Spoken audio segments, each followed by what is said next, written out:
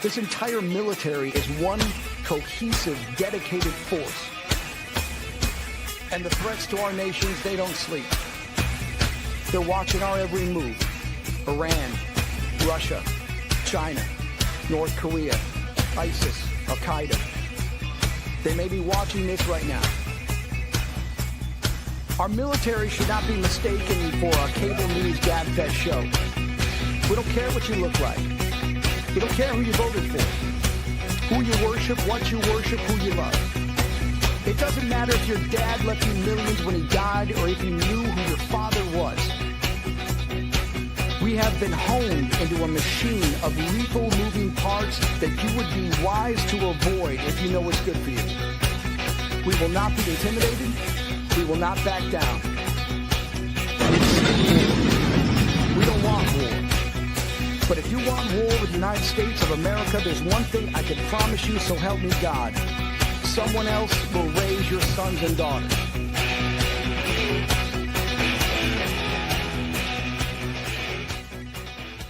Military Broadcast Radio, the station that's giving veterans a voice. Find us on the web at mbradio.us.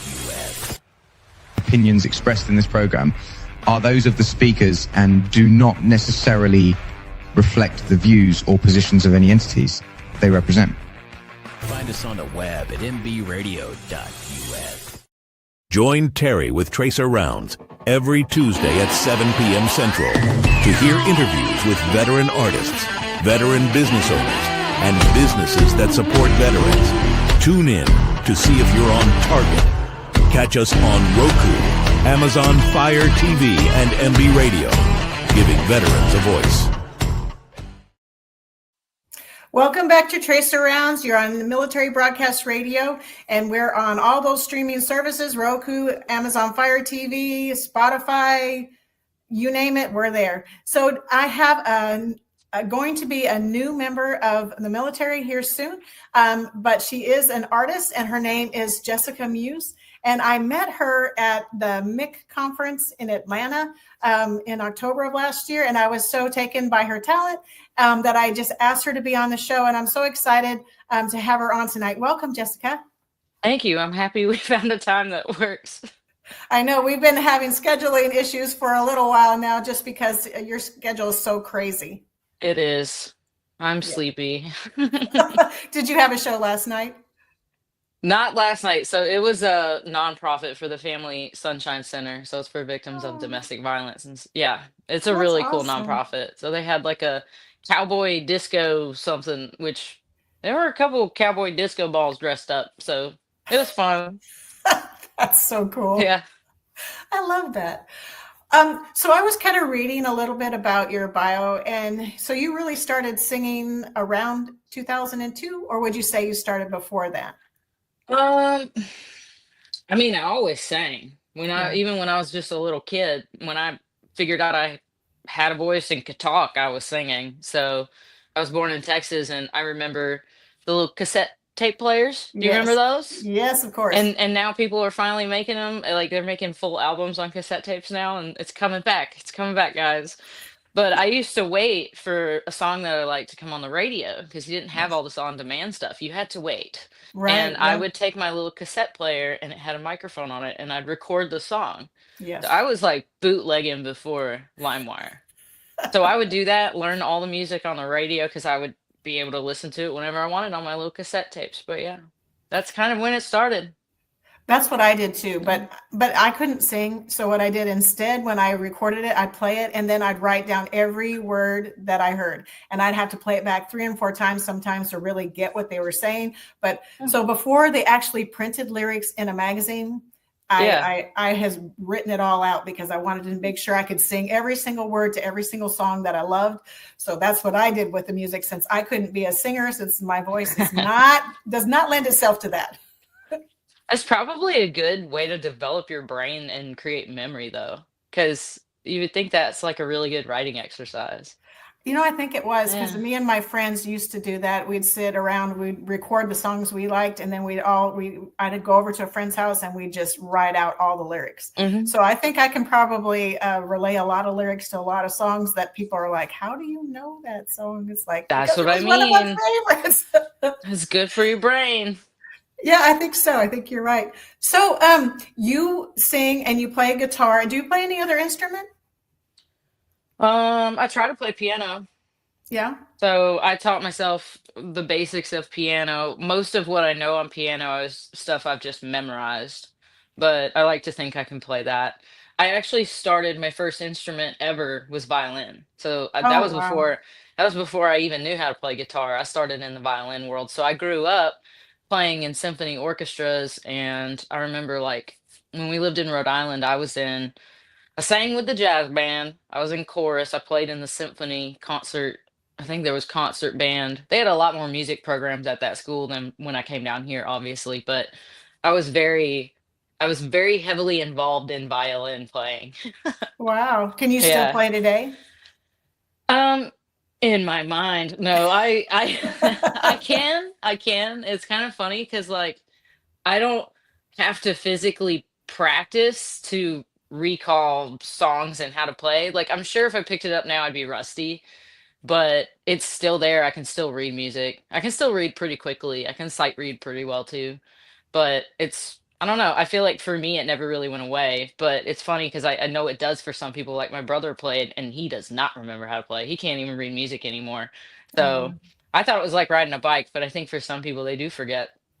Yeah, well, I mean, I think if you practice your craft like you said you did, Hmm. like it's just muscle memory for you, and you can have total recall of those things that you've done Hmm. as it relates to music. So I was reading that you did a performance in 2002 at the school. Was that the first time it was St. Anthony Catholic School? Is that the first time you really performed live for anybody That for like a big audience? I would say. first public performance. Like anything before that was me with a karaoke machine in like we had a giant playroom in the house and I would just sing and practice, I guess. And it was fun. But that at St. Anthony's, it was kind of a double whammy because I went to a private Catholic school because I kept getting pulled out of schools because I was bullied so heavily. Oh So wow. yeah, but like also it's funny because when you're a kid, you don't know any better. So you either become the victim and you don't really realize it because you're so young. So I definitely kind of, I got targeted. I was picked on really heavily, but I definitely was a little baby about it, which there's nothing wrong with it. But I was just a little weird nerdy kid. So I ended up, our last resort was to put me in this private Catholic school. And I'm not Catholic. So I realized real quick that if you're not like one of them, because I remember I tried to take part in mass and participate with everyone because I wasn't super educated about dogmatic religion or anything like Yeah. that. So I didn't know mass and communion and all that stuff. And they're like, oh, you can't. And I was like, well, why? Why not? I believe in God. Like, why can't I do this ritual thing with you guys? So immediately I realized that it was like kind of alienating. So when I sang at that talent show, it was it's funny looking back because I realized it was very symbolic for me and it was Yeah. bigger than what I realized it was at the time because I was an alien in this world of people who all knew each other, all grew up together, which I mean it's kind of like where I am now in Alabama. But then you show up and you're the weirdo and I sang anyway, and it's really funny how people when they find out you can do something pretty well all of a sudden want to be your friend, and that's Yeah. kind of that happened. So even I was like 10, 11. I think I was 10 when I sang at that show. And like I said, I got bullied really heavily, and then after I sang people were like, oh, you're really good. And it's just funny how it is so weird. People are so weird. They are, but I'm glad that you were not bullied after that. I'm glad that they decided, hey, I want to be friends with her. She's cool. Oh, I was still bullied. It Oh, didn't were stop. you? Yeah. I'm Oh sorry. yeah. That's terrible. That's It no didn't fun at all. stop. So fast forward a little bit, and you were actually on American Idol on season I did. 13. Yeah, So I how did was that. that? How was that? It was fun. I used to have a really cool, long, eloquent, beautiful answer. And now I just say it was fun. And people ask, would I do it again? No, probably not. I'm, I don't know. I feel like I'm so blessed and grateful that I had the opportunity. I worked Yeah. very hard on that show, and there's so much that goes on behind the scenes that people don't realize. Yeah. And there are so many life decisions that down the road will decide who you are that you make when you do something like that. And people don't see that. Like most people are just at home judging. Like I remember seeing stuff that said either I was really good and they loved me, or oh, she can't sing and blah blah blah and whatever. But you can really decide the type of person you want to be 10, 20 years from then when you're on a show like that, because it's Hollywood. People don't Yeah. realize reality TV is not reality. It's only what they show you.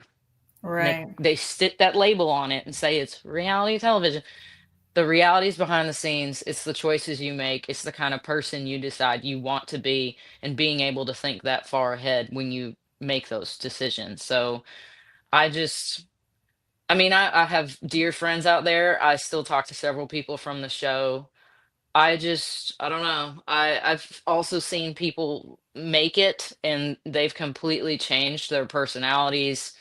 Very, I hate saying it because it sounds bad because it kind of is, but they become so superficial, and it's like you're Yeah. missing the point. And I'm grateful for that experience. I love my friends from that show very deeply. You become like a weird dysfunctional family because, and I imagine with the even with the military, it's probably the same way. It's this cohort of people that you go through a common experience that only a certain amount of people get to go through, Right. and the normal people wouldn't understand. So Yeah. you have this connection for the rest of your life with that group of people, and that's how I feel about American Idol. And I learned a lot about myself, and you can either become what they want you to be and what they tell you to be, dress how they tell you to dress. Like I had a producer tell me he wanted me to wear more skirts, and I was like, no, I don't want to. Do I look like I wear skirts because I like them? No, I don't. I like to feel comfortable. I like to be in a hoodie and sweatpants, man. But yeah, like there were a couple times they tried to kind of sexualize me, and I don't like that. Like if No. that's your jam, that's one thing, but it's not mine. I do not care. I just want to play my guitar and be happy doing what I like. Like I said, I could talk about this for a really long time. There's a lot of shit that goes on. Oh, can I cuss? Well, it's all right. We just kind of stay away from the F word. Okay. Sorry, that one slipped out. So, did you really have much interaction with the judges at all? Just only what was on the screen at the time when you were doing your live performance? Was that really all that you saw them?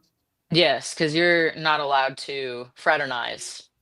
That's what Yeah. it's in, there's a clause in the contract. This is a non-fraternization clause with the celebrity judges because it rhymes with Shamala Shmabdul was sleeping with, Oh, jeez. yeah, yeah, she like slept with some of the contestants years and years ago, and it got somebody found out about it, and now there's a big fat non-fraternization clause in there. It's kind Oh of my funny goodness. because That's people are gonna do it anyway.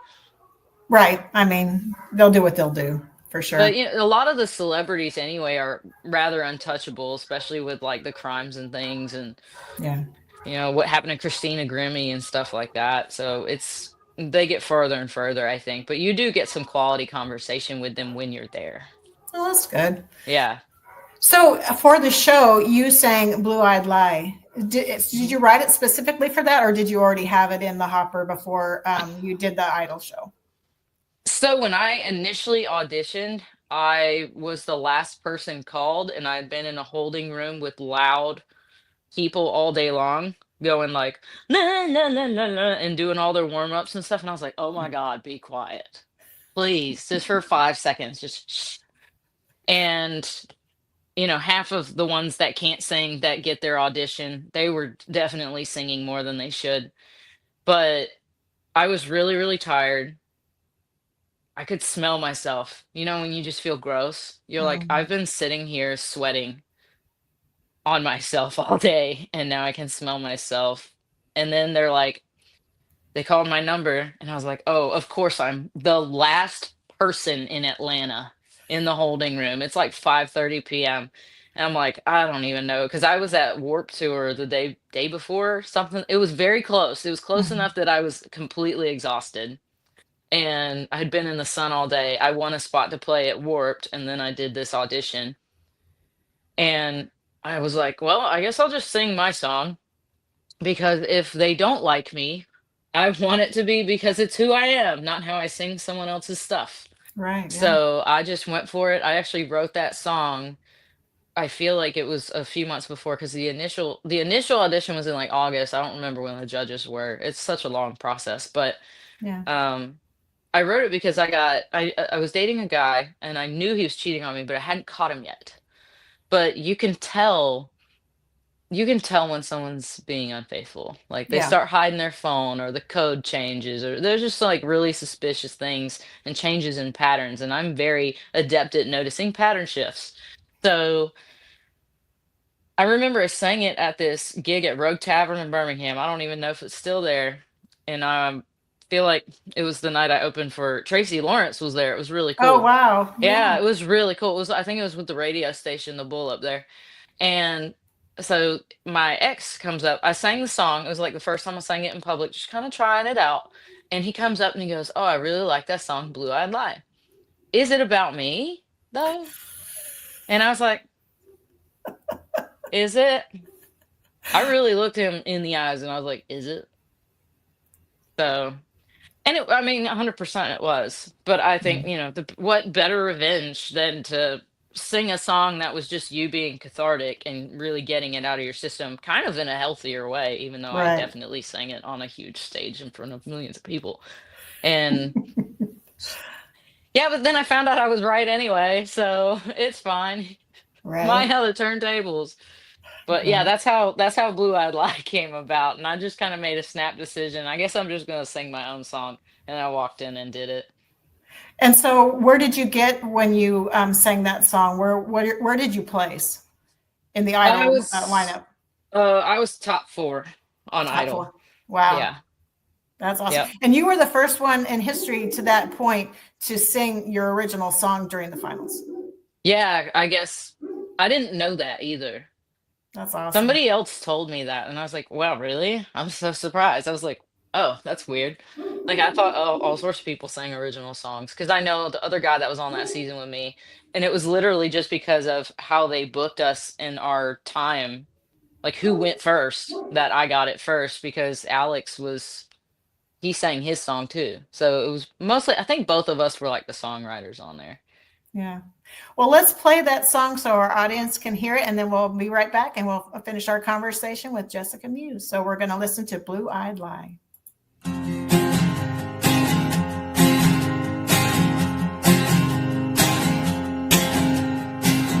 Don't waste your time on a rabbit dog. Yeah, when you wake up, that boy, you'll be gone. You're gonna feel a gaping hole in your chest.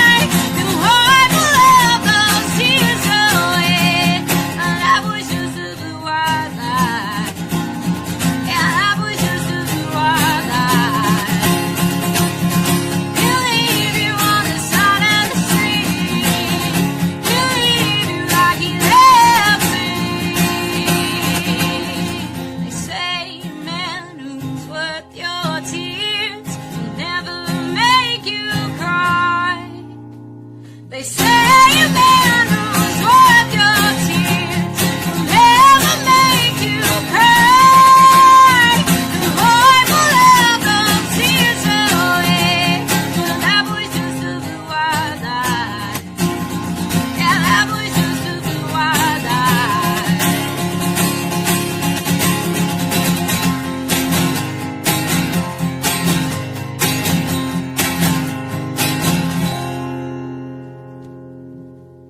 Opinions expressed in this program are those of the speakers and do not necessarily reflect the views or positions of any entities they represent. Find us on the web at mbradio.us. Welcome back to Tracer Rounds, and I'm your host, Terry. And with me tonight is Jess Meuse, who is an artist, a singer. And I would have to say, where did you learn to play the guitar? Because you really strum that thing. Like you really, it's a passion, I can tell. I taught myself in 7th grade. Did you really? So I talked about the violin thing, and Yeah. when I moved from Rhode Island to Alabama, and I've been here ever since, on and off other places, but mainly still in Alabama. Yeah. And I played violin in the Montgomery Youth Orchestra, but I always had this itch to write music. And Yeah. I always did creative writing. I would make up stories. I drew pictures all the time, and I would make all these crazy, like off the wall creative fantasy stories about those pictures. I was a weird child. And now I'm just a weird adult. So but I was Well, so expressive with everything, and I just remember writing these poems. And sometimes I was trying to make them into songs, and some of them would become like Stairway to Heaven status. And I was like, all right, look, I'm not Led Zeppelin. I can't be writing 9 and 10-minute songs. So it eventually I was like, I need a guitar. yeah. Because it's just something about having it in your hands and playing certain notes, and it inspires different things in your mind, and you'll think of a random melody, and I'm like, oh, that's an idea. And I'll start recording it on my phone, and you just kind of run with it. But I was in 7th grade, and I got my first guitar from Bailey Brothers on the way back from my Montgomery Youth Orchestra rehearsal that day. It was a Saturday, Nice. and yeah, we practice every Saturday. But yeah, the blue guitar. I actually have it in the other room, and it's covered in dust. But it's just a little cheap Fender, and I just started picking at it, and then I used Ultimate Guitar. So if you're learning out there, use Ultimate Guitar. It's really, really helpful. And I started learning through songs that I liked. So I Yeah. remember like the first one I ever learned with bar chords was Yellow by Coldplay. And I remember learning bar chords because I was like, dang, my hand would hurt so I bad. bet. And now I'm used to it. Now it's like you don't think about it. But again, it's just that I just practiced a lot, and I still practice a lot. And when I'm not physically practicing, I'm thinking about it. So it's still doing something in my brain. And I think however good I am at that is because I've really worked on it for a very long time. So it means a lot when people tell me that they like my guitar playing, that means exponentially more than hearing, oh, you're a good violinist or this or that, because I really taught myself from nothing on that. Well, that's amazing because you really do a very good job. And I can really tell there's a passion behind that. So Thank you. I think that's great. I mean, your voice is absolutely beautiful, of course, but your guitar Thank you. playing, I think, is really good as well. So I know you do some work with nonprofits. And when Mhm. I met you, you were representing it's a moving company for Logs the and Mill military. Moves. Yeah. Yeah, that's my friend Isabel. I love her. She is so funny. We laugh so much at MIC. God, like, have you ever been with a group of people and the synergy is just so inexplicable that, like, at the end of it, you're just laughing so hard that your abs hurt? Yes. Like, Yes. That's that is amazing. that group of Logs and Mill Moves. We were just laughing constantly. But I was there because I was their special guest, and it helped get some traffic over to their booth, obviously. But they Yeah. help military moves, and they're probably gonna be helping me soon. So Right. yeah, they're awesome. Yep.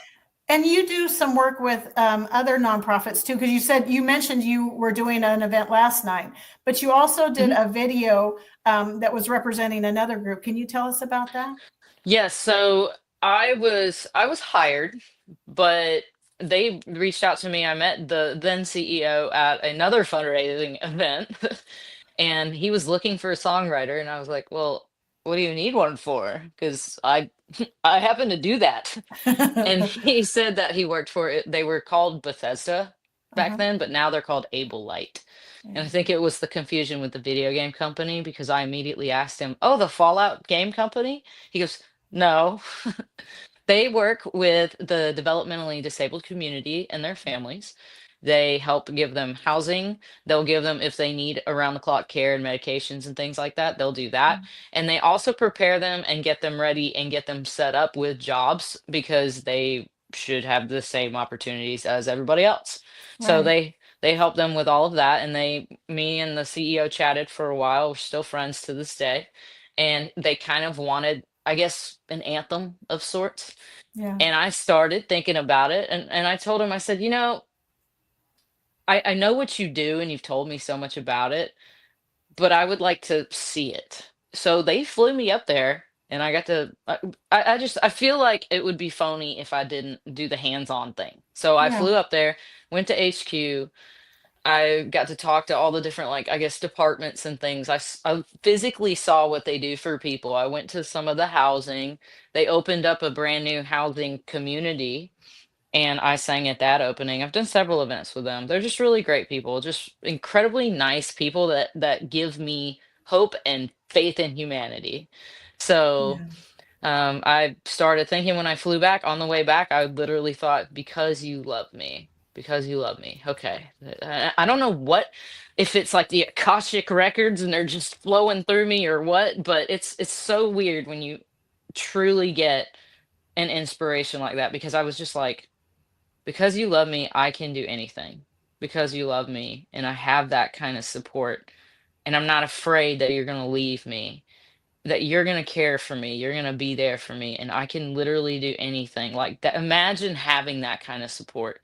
And That's I thought that's amazing. what they're doing for these people. So it's just, I sat down when I got home and it just sort of happened. And then I went up to, it's called the Bomb Shelter in Nashville, Tennessee. I believe it's where the Alabama Shakes recorded Hold On. It's Oh, kind of, wow. yeah, it's kind of cool. It's a cool little place. And we recorded it. They had a photographer, videographer come down, and he made a really cool video of everything in the production area. But yeah, that's how that song came to be. And I the love it. music video that they Able Light put it together, and I remember when I first saw it, I cried. I was like, "Oh, it's too early. It's too early for this." But Right. they did such a good job with that video. Yeah. Well, let's play it now so that the audience can see it. But yeah, I was really moved by it as well, and that's really why I wanted to discuss it with you, because I think you do a lot of good work, a lot of for nonprofits and for causes that are significant or mean something to you. And I really applaud that effort, because a lot of people wouldn't do it. It's like, oh no, Well, I don't have time for that. My schedule's way too busy, and I appreciate that you make time for those types of things. I think it's important to use your talents to do something bigger than yourself. And I have always said that, and I always will say that. And my music has honestly just been a catalyst. And I'm so happy that the times when it got tough, I didn't quit, because I've met so many amazing people through it. So Yeah. it's just a tool. And you use it very well, I would say. I'm trying. Well, let's play Because You Love Me. Here we go.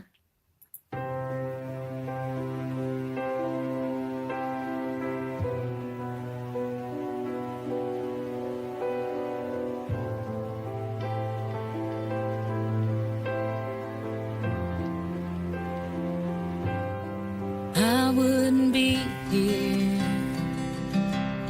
if not for your faith, if not for your love, if not for your saving grace. I'd be a loner, forgotten and small, climbing a mountain that's too big and too tall. But because you love me, because you care, I can do anything, anytime, anyhow,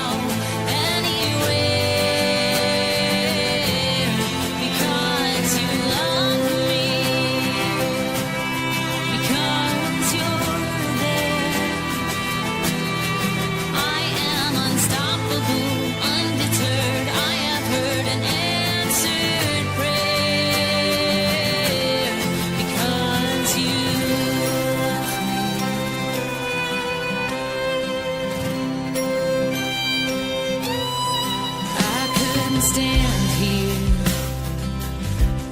if not for your strength, if not for your hope. I may have lost my way, and I would just wander in search of my place, caught up in the race. I'd be lost in time and space, but because you love me, because you care, I can do anything, anytime, anyhow, anywhere. Because you love me, because you're there. I am unstoppable, undeterred. I have heard an answered prayer. Because you love me.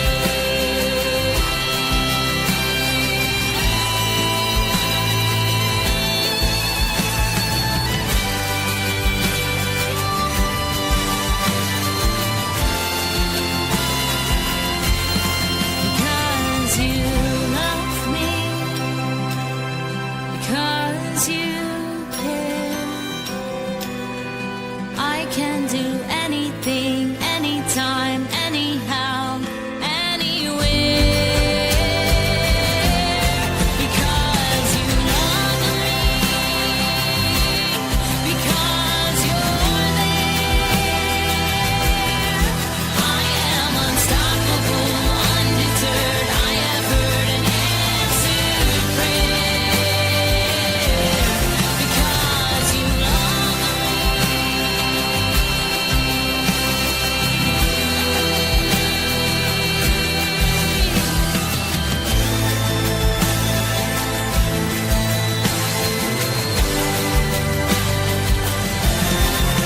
because you love me.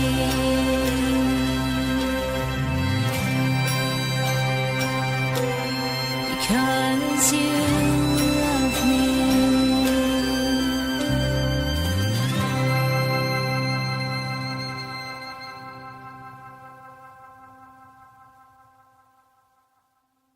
Opinions expressed in this program are those of the speakers and do not necessarily reflect the views or positions of any entities they represent. Find us on the web at mbradio.us. Welcome back to MBR, your on the Tracer Rounds podcast, and I'm Terry, your host. And with me is Jessica Meuse, and she is an amazing talent. I have to just say, like, your songs just have a lot of passion and emotion, and they just bring out different feelings depending upon what your content is.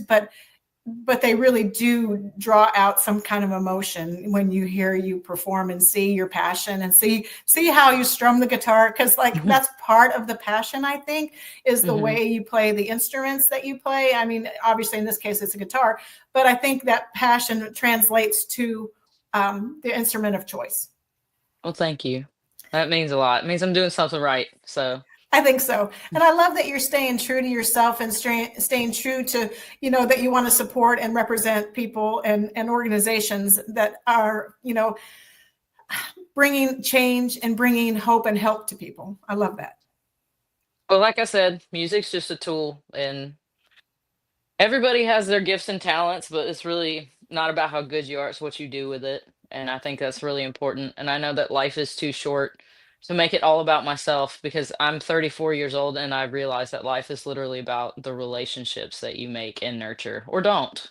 Right. No, Yeah. I agree. Totally agree. So how many songs would you say you've written over the course of time that that you're like, these ones I can really do something with, these are the ones that I want to record at some point? Like, how many would you say that fit in that category? Because I know you said you write all the time, but how many would you say that you've written and you want to like see published or see put to music? I was gonna say I've written a lot of terrible songs, but I feel like the terrible ones are important to write so that you can get to the good ones. And I Yeah. feel like how many good ones have I written? Dang. I've lost count of how many songs I've written, Yeah. and I'm over here trying to decipher, is that a song? Because there's also snippets and pieces, and Yeah. there's voice memos and things like that. But I think as far as like really decent songs, I probably have like 2 or 3 albums worth that Wow. I've just never done anything with. That I mean, because it's to get it out, you know? Yeah. It's catharsis, it's healing, it's good for you.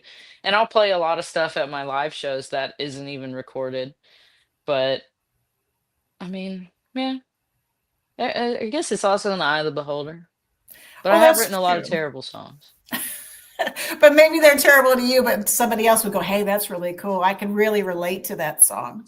Like some of my first songs, I feel like I technically wrote more, but it was quantity over quality because I Mhm. just really needed to just like write as much as possible to hone my craft to get Yeah. better.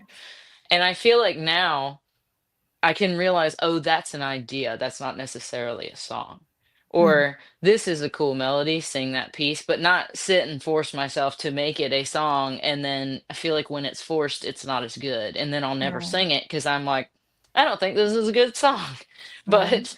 But um, I feel like I'm more selective about when and what I actually write. Yeah. So I probably technically write less, but it's also less crap. Right. It's more focused work. Yeah, I feel like I've kind of tuned into it, and I sort of know my whole uh process. Yeah. So yeah. Um, so I know you have a new album coming up, and So I'm gonna work. It's a single. yeah, single. Okay. Yeah. But so you said that you have a couple of albums worth of songs. Do you think Right. you'll put it on an album? Do you think you'll create that whole album and publish it in I the near will future? inevitably I Yeah. will inevitably make another album, but Yeah. it's kind of funny because like music history wise, things always started out as singles and then Yeah. they turned into like Sergeant Pepper's Lonely Hearts Club became like a themed album and that was Yeah. kind of one of the first like that, if not the first from what I remember learning in school. But it started as singles and now people are going back to singles because of how streaming Mm. and everything works. So it's Yeah. kind of funny. You don't have to do full albums anymore. Like I could literally have my little home recording studio and just pop out a single every now and then and you just don't have to do a whole album if you don't want Yeah. to. You can just put singles out for the rest of your life. And a lot of people are doing that. Like Charlie Puth does that. Um I know one of my favorite rock bands is just now doing another album of their original stuff, and it's been years apart because they do like hard rock cover versions of popular songs, but it's Yeah. single, it's just single after single after single. So I don't know when I'll do another full album. I will, but it's also very expensive to do a full Yeah. album versus a single. I think a single, especially with how little you get paid with the streaming services, I Yeah. think it's easier for and more feasible for people to do singles right now. Yeah, that makes sense. And then it's also like a teaser. So like, so what's Mhm. out? What else is coming? What else is coming? So it keeps the Yeah. anticipation, I think, over it. So do you do like a lot of artists I've talked to, they like wake up at 2 in the morning and they have a song idea and they have to hurry and jot it down so they don't lose that. Do you Mhm. have that? Do you find that you do Yeah. that too? Yeah, my song, one of my newest ones, Stronger Than the Whiskey. I was going through some stuff with a bad relationship, right? So I was praying and trying to like, it's gonna sound really nerdy, but I was trying to like meditate and get into a better headspace and refocus it in a positive light because my feelings were hurt. Like it hurt my heart. Yeah. And I woke up at 4 in the morning maybe. Mhm. And I remember it's like I was dreaming the song. And I thought, you're my best friend, you're my muse, something blah blah blah, rhythm and blues. And I was like, that sounds so stupid, but I'm about to sing this into my voice notes and I am half asleep. And I did. Wow. And I had the hook stronger than the whiskey. And I just like mumble sang it into my phone. It's terrible. No one will ever hear that. I will delete it first. But yeah, that was one of those that hit me at like 4 something in the morning, and I woke up and I had to get it out or I'll forget. And I had one, what was it called? I have it on my Instagram. I'm trying to remember what it's called. But it's just like, I wish I could wash you off my skin. I wish I'd never let you in. Basically, like when you love someone and it falls apart and you just wish you could like undo it. Every touch, every kiss, all of it. Yeah. And I thought of that when I was in the dang shower, and I was like, this is super inconvenient. Yeah. And I A had little to bit. get out the shower and wrap a towel on. I was like, all right. I just sang it in my voice notes. And that's how that song was born. So it's usually, I feel like the real ones, like I said, when you force yourself to sit down and write, that's cool. Like you might get some good songs out of that. You might get some trash songs out of that. You're writing. But the best ones are inconvenient. Yeah. Yeah. You don't plan for them to happen. They just come to you and you got to They're take the moment and they're record so them. inconvenient. I am tired all the time, and it literally woke me up. I was like, "Oh man, come on!" But I think that's how creative people are, though. They just get inspired just in the moment. Like Hmm. it's unpredictable, but it's in the moment. You're inspired, and you just got to get it out because you lose it because it's a fleeting Yep. thought. It's a fleeting idea, and and you kind of lose it if you let it simmer and wait. You kind of lose that whole anticipation, that energy that's behind it. I think. And I feel like that might be the case of why a lot of people miss out on their talents, actually, is that hesitance or that pause that causes that fleeting thought instead of grabbing it and actually doing something with it and writing it down or singing it, mumbling in your phone, whatever it is, whatever your thing is. Instead of grabbing it and doing it, so many people let it go. And I feel Yeah. like the more you let it go, the more of them will pass you by. And then it's a missed opportunity. So Yeah. I feel like a lot of people have talents they probably don't even realize that they have because of stuff like that. I think you're right. A lot of us, like me included, I don't know that I have any talents and I don't know what I'm missing out on. But I do know, like, if I'm thinking about something and I'm like, that'd be a cool idea, I try to action it, like you said, because if you don't action it, then you're going to forget about what it was or Hmm. what you were thinking or the inspiration that just popped into your head. So you got it, like you said, you don't want to miss the opportunity. So you want to go ahead and just action or just write it down or do whatever you have to do so you remember it and then you can Hmm. pursue it maybe further. Yep. Well, I think we'll play Stronger Than the Whiskey and then we'll come back and we'll talk about your military service coming up. Okay. Stronger Than the Whiskey.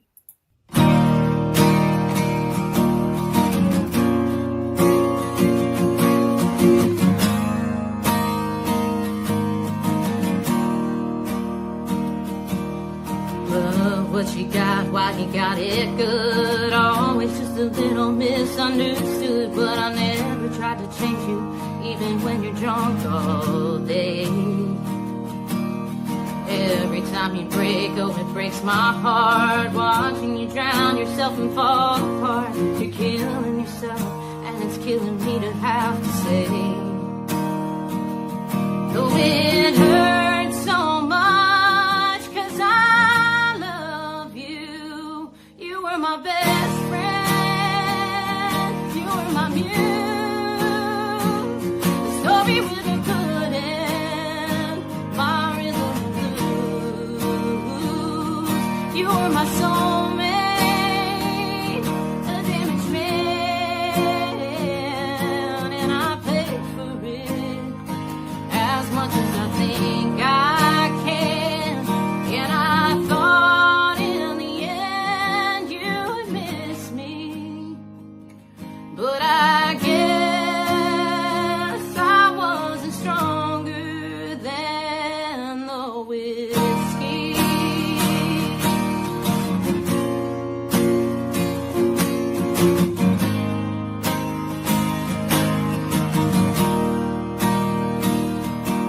I've heard it only hurts 'cause you love so deep, letting you go after all the cheap shots you take of me and Jameson.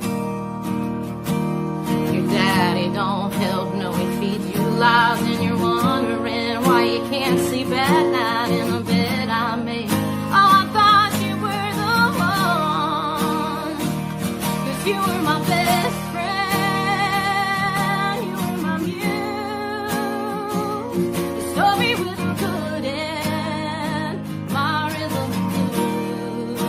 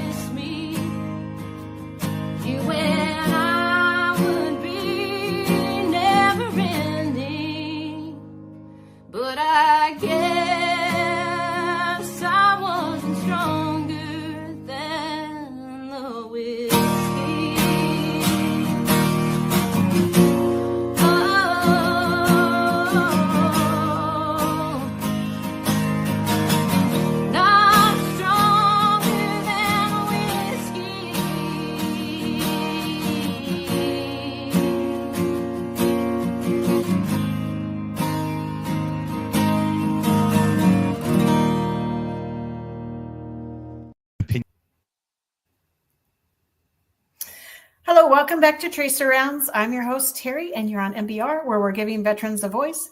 And that was Stronger Than the Whiskey. That was a good song. I mean, like, it really touched a lot of feelings. You know, you can hear the emotion Yeah. behind the song, for sure.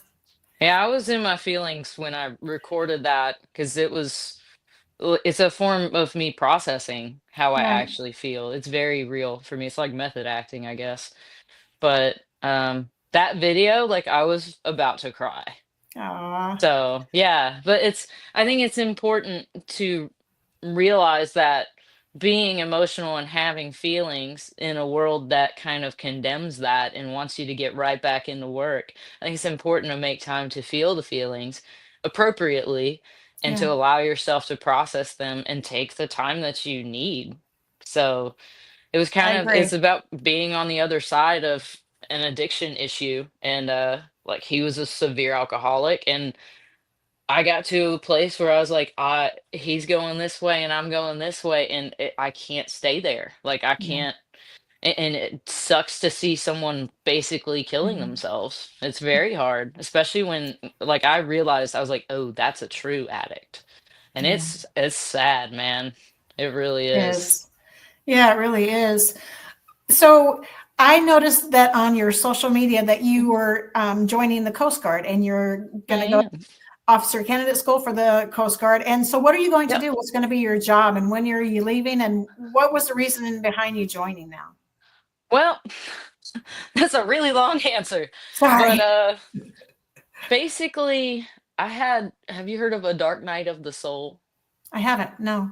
Okay, so it's basically like a very spiritual existential crisis. But it's also like, what is my life's meaning? What is the point? What am I doing? What am I Yeah. leaving behind? And then you realize that like life is so short. It's Yes. the longest thing we have, but man, it's not long enough. And Mhm. I hit rock bottom. Rock bottom has a basement, guys. And I lost a lot of friendships, relationships, and support systems that I thought I had. And Yeah. I realized a lot of it was never real to begin with. So I think that realization of feeling just hurt and used and utterly alone, and as a human being, we're social creatures. We don't like to be alone. No, It's not no. normal to like I enjoy my alone time, but like to really truly be cut off from every connection you have sucks. Yeah. It's very depressing actually. But I kind of hit that point and I was like, I don't want to sit in this anymore. Like I've already, like I said, it's important to process your feelings to a healthy extent, but not let them consume you. Like I always tell myself when I feel really bad, your feelings are temporary and Yeah. it might last for a couple days, it might last a week, but it will pass. And I told myself, I was like, all right, well, if I'm not happy, I need to figure out a change. And Yeah. only you can change your life. So I started True. doing some research. I applied to like so many jobs I've lost count. I applied to Walmart 21 plus times. I got rejected 20 times. Oh my And I goodness. got the only job at Walmart I got a call back for was a cart attendant. And I was like, I went to school for this. Like I have a psych degree and I want to go back to school. I like to think I'm decently intelligent, but I was like, this is such a waste of my time. What can I do that's not going to waste my time, even while I'm in kind of a limbo at the bottom? And I thought, well, I've worked with so many military people and I really like them. Like I used to work with the Lone Survivor Foundation and like I've actually had that was my first real job. And I loved military people. I do stuff with the Green Beret Foundation, and I some of them are my best friends, and they're so Yeah. cool. I've always gotten along with them. I did the logs and mill moves last year, but this is long until after I made my decision. But I started digging, and I people don't really think about the Coast Guard very much. You kind of forget Yeah. it's there, Yeah. and I found the Coast Guard, and that the short version, which I mean, I'll tell you the longer one in a second, but it just kind of kept opening doors and it kept working. And I was like, hmm, I guess I'll keep walking through these open doors because it's just sort of throwing itself at me.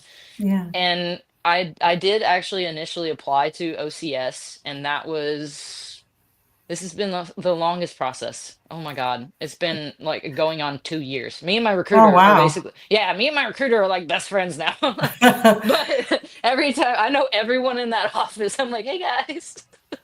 They're like, oh, she's back. But I applied to OCS the first time and I got rejected. And I didn't know. I knew it was a 50-50, and I'm a civilian. So I was like, I don't know, dude. Got rejected. And I was like, I don't know what to do. Yeah. I guess I'll enlist. So I went ahead and enlisted. And I Yeah. changed my personal narrative in my application packet. And I literally say, well, I have enlisted in the Coast Guard and I'm slotted to go to boot camp in January 2025. And I plan to continue to apply to officers candidate school until I am accepted. And that is what I, Nice. period. Dot. That is it. And that's the only thing I changed. And I was actually, my recruiter called me on a day off, I think. And it was like 2 weeks before I was supposed to go. I had my whole bag packed with crap. I had like all these thermals and stuff to get ready to go to Cape May, New Jersey, Yeah. January 28th to freeze my ass off.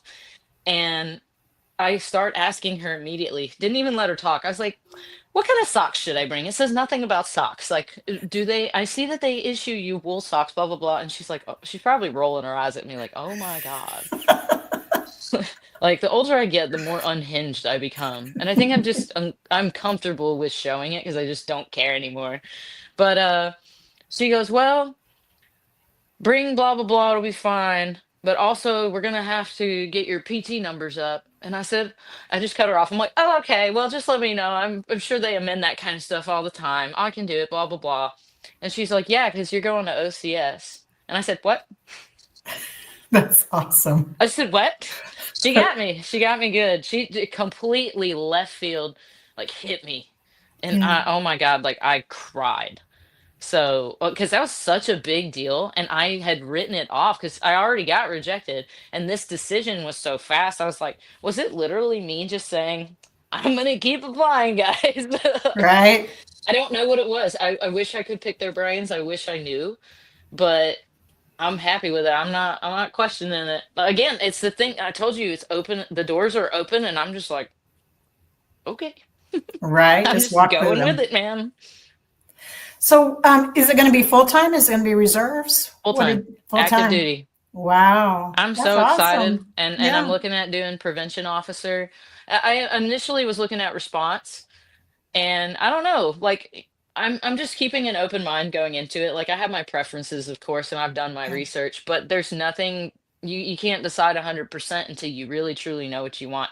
And Yeah. I'm kind of guessing that very much like this whole process has been, it's gonna sort of just show me what I'm supposed to do. Like I feel like naturally I'm gonna gravitate toward what's meant for me. And Yeah. that's my hard lesson I've learned throughout the Dark Night of the Soul thing, which I highly encourage you to look up. It's just very Okay. interesting, and Yeah. I think you'll resonate with it at a period of your life. But what was I saying? See, I'm crazy. You were just talking about what's for you in the Coast Guard that you were going to keep your options Oh, open to. okay, I remember what I was gonna say now. So I have learned the hard way within the past 2 years in this Dark Night of the Soul that the most important thing you can do is let go. Let go of people, let go of things, because anything that is supposed to be for you, you're not going to have a death grip on it. It's not going to run from you. It's not going to abuse you. It's not nothing negative. It's just going to like a romantic partner will just support you. They will be there, they will love you, and you'll know even if you have a bad day, they're not going to throw in the towel and run away, cuz guess what? It takes work to quit too. Yeah. So that's the hardest thing I've learned is to just let go. And like Stronger Than the Whiskey is a reflection of that. Is just me putting my hands up, white flag, okay. And Yeah. let go. Someone wants to leave you, let them. Someone wants to talk bad about you, let them. So that I think that's the biggest takeaway from the last 2 years with this whole process, and whatever's meant for you. And That's what I'm doing. I'm just letting whatever's supposed to happen for me, I know it's going to be there and I know it's going to happen. So I'm just doing my part.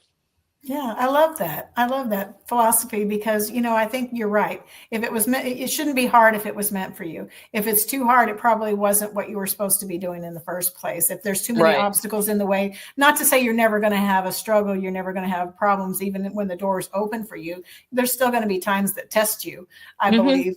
But if it really wasn't meant for you, then the doors won't open and the doors won't be there for you to walk through, I think. I think you're absolutely right. We've got about 2 minutes left. So I want to just ask you, is there anything else you want to say or put out there or anything we didn't ask about or talk about that you want to just mention now? I just honestly always like to end by saying thank you to my fans, my supporters, the people who've been there for me and stick by me through this whole thing because there's a lot in my personal life that I don't even talk about, but I definitely know who my friends are, and I'm eternally grateful for that. And I'm very, very thankful for my fans because without them, I wouldn't be here. So I'm just really grateful and I appreciate all of y'all. Yeah, I think your perspective is really going to serve you well as you move through your career in the Coast Guard. Just knowing that you're doing what you're meant to do and just having that awareness puts you in the right place, I think. Well, I'm just going with it. Absolutely. Well, Jessica, it's been just a pleasure to have you. And I'm so glad it finally worked out with our schedules because I know that you're really busy performing. And so I really appreciate you taking the time to be with us tonight. And I just thank you so much for what you do. And I wish you all the luck and all the support that you need. You just count on us to support you through your Coast Guard career. Just reach back out anytime. Thank you. All right. Well, thank you. This is Tracer Round signing off. Ladies and gentlemen, thank you for tuning in to Military Broadcast Radio. As we wrap up today's show, we want to remind you that the podcast of today's episode will be available right after we go off the air. So if you missed any part of the show or want to listen again, be sure to check it out. And remember, we're here to support and honor our veterans. Your stories and experiences matter, and we are committed to giving you a platform to share them. That's right. We're here to give our veterans a voice. So don't forget to catch the podcast and stay connected with us. Giving our veterans a voice.